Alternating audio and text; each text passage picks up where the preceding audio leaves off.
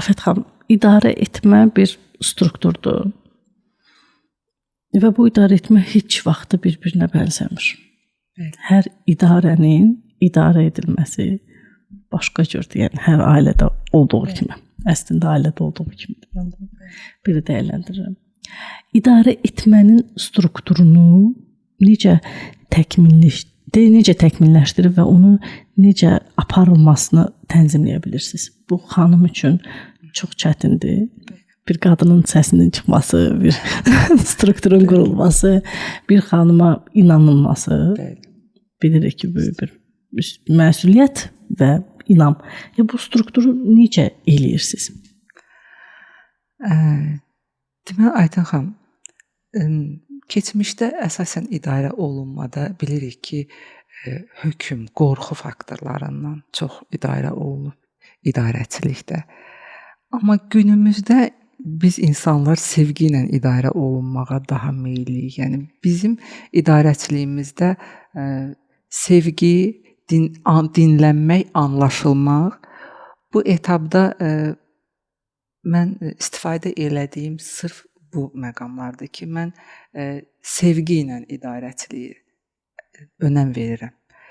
Sevgi dediyim kimi, biz bayaq yolun başında danışanda dinləmək, anlamaq, dəstək olmaq.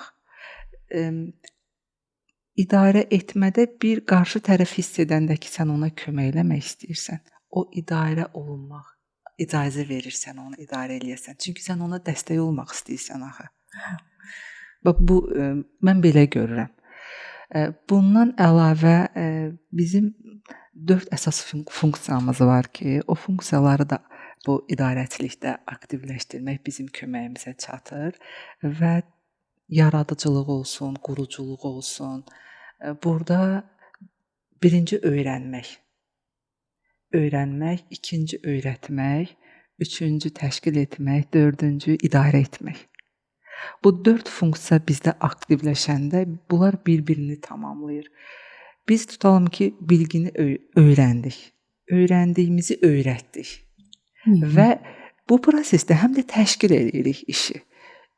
Təşkil elədiyimiz işi bir də idarə eləmək lazım olur. Burada da bu keçdiyimiz etaplarda öyrənmək, öyrətmək, təşkilatçılıqda bir 4-cü mərhələyə baxsaq nə baş verir orada? Səninlə yol gələn həmən komanda artıq idarə olunmağa hazırdır.